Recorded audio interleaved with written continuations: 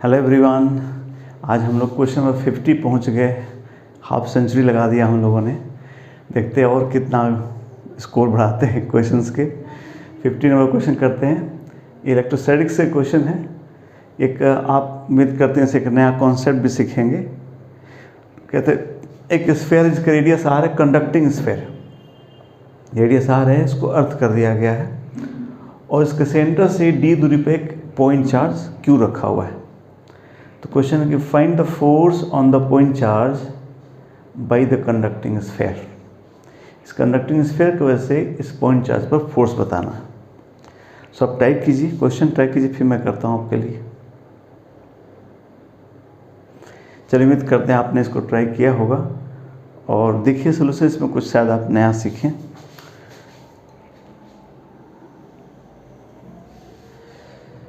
हम लोग यहाँ बना लेते हैं कि जो हमारा स्फेयर है उस पर पॉइंट चार्ज यहाँ Q आने से यहाँ कुछ नेगेटिव चार्ज आ जाएगा ड्यू टू इंडक्शन, है ना। तो ये नेगेटिव चार्ज मान लीजिए माइनस Q डैश आ गया। तो हम लोग Q डैश निकाल लेते हैं पहले, कितना आएगा। ये पूरा दूरी D दिया हुआ है, तो हम क्या करेंगे, अर्थ करने से क्या होगा, इस कंडक्टिंग स्फेयर का पोटेंशियल जीरो हो जाएगा। तो इसका पोटेंशियल जीरो होगा तो ये सिंस कंडक्टर है तो पूरा सरफेस या उसके अंदर कहीं पे भी पोटेंशियल सेम होता है, कंडक्टर है तो सब जगह पोटेंशियल जीरो होगा। तो पोटेंशियल जीरो होने के लिए इस पॉइंट से तो कहीं भी पोटेंशियल निकाल सकते हैं, बट ये जो सरफेस चार्ज है ये यूनिफॉर्म नहीं होगा। आप लोग शायद समझ रहे होंगे कि यहाँ पास में डेंसिटी ज़्यादा होगी और इधर डेंसिटी थोड़ी रेयर होगी, नहीं दूर में, तो इट इज़ नॉट यूनिफॉर्म। तो इसकी वजह से कहीं भी पोटेंशियल निकालना संभव नहीं है। बट हाँ, even if charge is non uniformly distributed over the spherical surface, we can still find potential at its centre, because centre से हर चार्ज की दूरी क्या है, सेम है। तो इस माइनस क्यू का हम माइनस क्यू के द्वारा यहाँ पोटेंशियल निकाल सकते हैं और क्यू के द्वारा भी निकाल सकते हैं। तो हम पोटेंशियल निकाल के जीरो कर सकते हैं, तो हम वहाँ से क्यू डैश निकाल लेंगे। तो कितना हो जाएगा, तो इसके द्वारा से हो गया।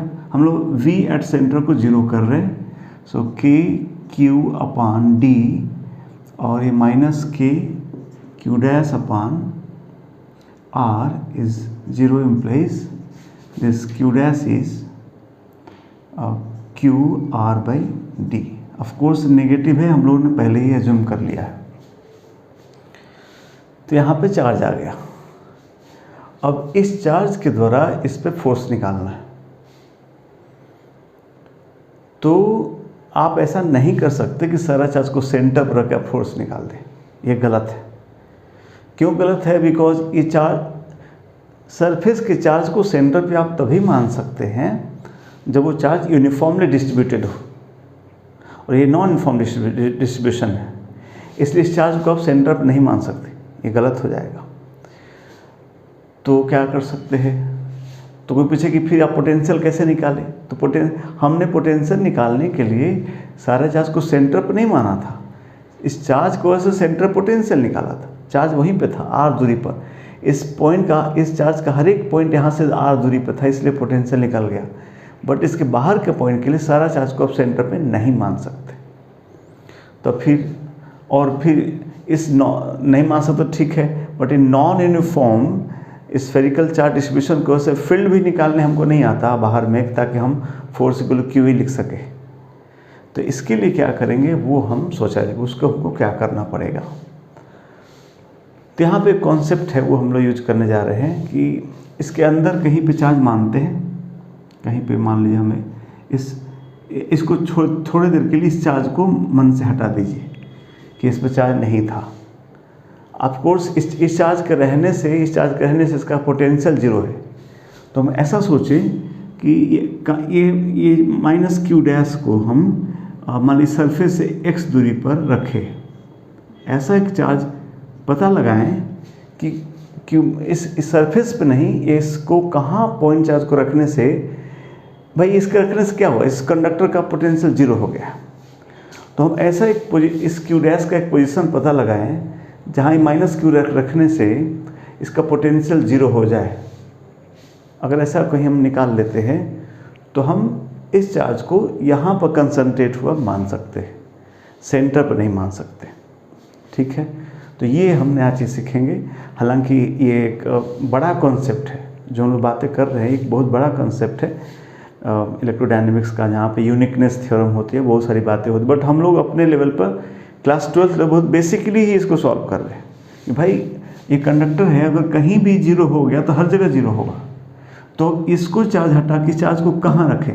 यूनिफॉर्म होता तो सेंटर पर रख सकते थे, बट नॉन यूनिफॉर्म हुआ तो कहाँ रखेंगे ताकि रिजल्ट वही हो, पोटेंशियल इसका 0 हो। तो मैंने माना x दूरी पर रखेंगे। तो अब इन दोनों के द्वारा यहाँ पर पोटेंशियल हम निकालते हैं और उसको 0 कर देते हैं। सो इसका द्वारा पोटेंशियल हो जाएगा कि Q अपान, ये पूरा दूरी d है, सेंटर से दूरी d है, और ये यहाँ से ये दूरी चाहिए हमको, तो यहाँ से ये x है, ये हमको ये दूरी चाहिए। ये दूरी कितना है, तो सेंटर से दूरी ये d है, तो ये दूरी होगा d माइनस आर, बिकॉज ये दूरी r है। सो हो गया d माइनस आर, इसका पोटेंशियल हो गया minus K Q dash upon X equal to क्या 0 कर दिया हमने। यहाँ से इसका पोटेंशियल ऐसा रख दिया। यहाँ से हम x निकाल सकते हैं। x आ गया कितना, क्यू डैश, हाँ, x equal to Q dash d minus R upon Q.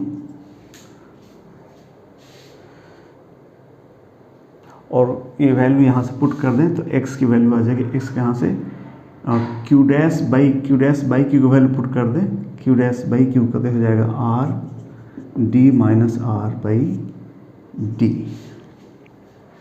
यानी यहाँ से इतना दूर पर अगर चार्ज एक Q dash charge minus Q dash charge रख दिया जाए तो सेल का पोटेंशियल 0 हो जाएगा।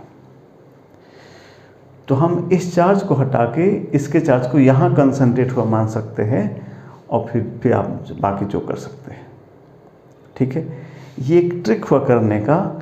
ये हमने क्लास 12 लेवल पे इसको ऐसा सोचा है, अदरवाइज ये बड़ी बातें हैं। और इसका कॉन्सेप्ट से मैंने कहा आपसे नाम लिया, जैसे यूनिकनेस थ्योरम होती है, वो बड़ी बड़ी बातें हैं। एक और रिजल्ट आपको मैं बताना चाहता हूँ, जैसे आपसे कहें कि मान लीजिए कि यहाँ पे एक चार्ज Q1 है और एक यहाँ पे चार्ज मान लीजिए Q2 है।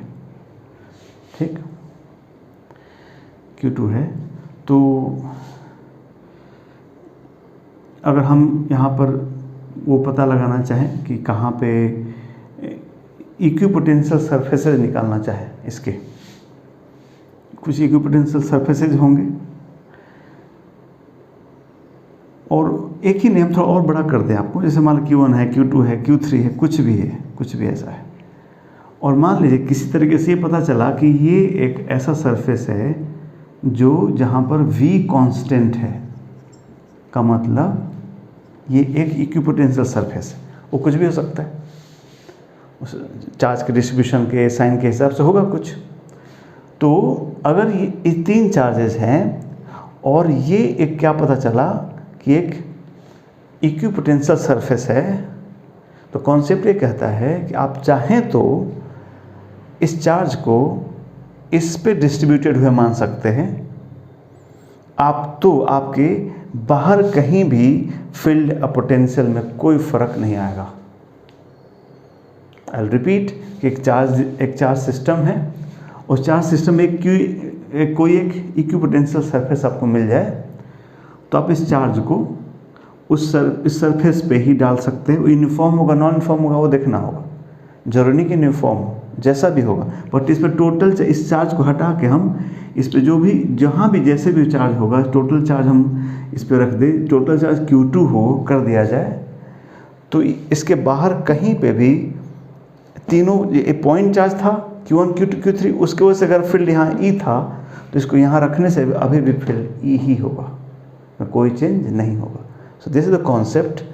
उसी का हल्का फुल्का एक तरीके से यूज भी है, कह सकते हैं। कैसे, जब इसका पोटेंशियल 0 हो गया तो पोटेंशियल जीरो हो गया, कंडक्टिंग भी है, तो ये एक तरीके से इक्विपोटेंशियल सरफेस हो गया।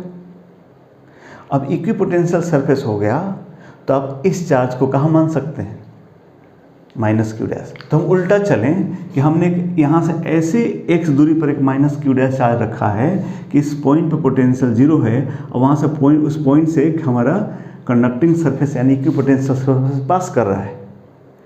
तो इस पॉइंट के द्वारा इस पे जो फोर्स होगा वो इस बात से निर्भर नहीं करेगा कि हम इस माइनस क्यू को उस पर डिस्ट्रीब्यूटेड मान लें, तो इसको फोर्स उतना ही लगेगा।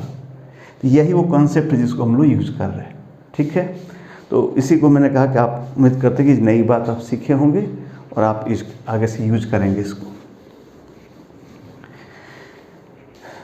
इसको एक्चुअली और भी एक तरीके, इसको इमेज चार्ज भी कहा जाता है। इस चार्ज को स्फीयर के अंदर इसका इमेज चार्ज भी कहा जाता है, बिकॉज इसकी वजह से ये चार्ज आया है, इसको इमेज चार्ज कहा जाता है। और इमेज मेथड एक बहुत बड़ा सा कॉन्सेप्ट है इलेक्ट्रोस्टैटिक्स में। हाँ, थोड़ा हम लोग पढ़ाई से हल्का सा ऊपर है, बट मेरा मानना ये है कि एडवांस में जेईई एडवांस वाला कभी भी इमेज मेथड को हल्का समझा के पैसेज बना सकता है, समझ रहे बात। इसलिए एक कॉन्सेप्ट आपको बताया, हम कोशिश करेंगे आगे आने वाले लेक्चर्स में इमेज मेथड पे कुछ और क्वेश्चंस करा दें आपको, बिकॉज मुझे ये लगता है कि ये एक ऐसा कॉन्सेप्ट है जहाँ पर थोड़ा बहुत समझा के और पैसेज बना के जेईई एडवांस पूछ सकता है। जैसे कैसे कोरियोलिस फोर्स था, सिलेबस में तो नहीं है, बट उन्होंने कोरियोलिस फोर्स समझा के और पैसेज पूछ लिया था हम लोगों से, वैसे ये भी हो सकता है। चलिए, तो हमको ये अब तो हमारा क्वेश्चन ही ख़त्म हो गया। हमारे पास एक पॉइंट चार्ज है, एक पॉइंट चार्ज है, इसका इस पे जो फोर्स होगा वही इसके द्वारा भी फोर्स होता। तो हमारा जो आंसर होगा that force is equal to K Q into Q dash upon, of course attractive होगा, हम जानते हैं नेगेटिव चार्ज है। तो ये दूरी हम जानते हैं d माइनस आर हमारा आया ही है, d माइनस आर, ये प्लस एक्स हो गया, तो d minus R plus X का square, this is the answer. So let us put all those values. So K Q dash की मैग्नीट्यूड पुट करेंगे हम लोग, Q R by D, attractive force हम जानते हैं, और यहाँ x की वैल्यू पुट कर दें, d minus R plus X is d minus R into R by D का whole square, it becomes K Q square R upon D, ये वाला डी, और इसमें से d माइनस आर अगर हम कॉमन ले लें, स्क्वायर बाहर आ जाएगा, अंदर हो जाएगा 1 प्लस आर बाई डी का square, that is finally f is equal to K Q square R upon, ये स्क्वायर में d में से एक d कट जाएगा, नीचे d बचेगा तो वो d ऊपर चले गया, तो आर डी ऊपर चले जाएगा, नीचे हो जाएगा d माइनस आर का होल स्क्वायर, ये हो जाएगा d प्लस आर का whole square. So finally the answer is f is equal to K Q square R D upon D square minus R square का square, this is the answer, where k is of course 1 upon 4 pi epsilon naught। सो ये concept है जो आपको जानना है JEE advance के लिए, और इस पर अभी इस तरह क्वेश्चन नहीं आए हैं, बट ऐसे ही होता है हमेशा जेईई में कि कोई कॉन्सेप्ट होता है जो पता तो लोगों को होता है, बट क्वेश्चन हम लोग मान के चलते कि क्वेश्चन नहीं आएगा, और जिस साल आ जाए तो उसके आगे से सब हम टीचर्स उसको पढ़ाना चालू करते हैं। सो अगर हम सबसे लीड लेना चाहते हैं तो we not only need to be active, we need to be proactive, पहले से हम चीज़ों को काम करें, ठीक है। उम्मीद करते हैं ये आपको हेल्प करेगा। हम लोग नेक्स्ट क्वेश्चन किसी और टॉपिक से करते हैं। Thank you.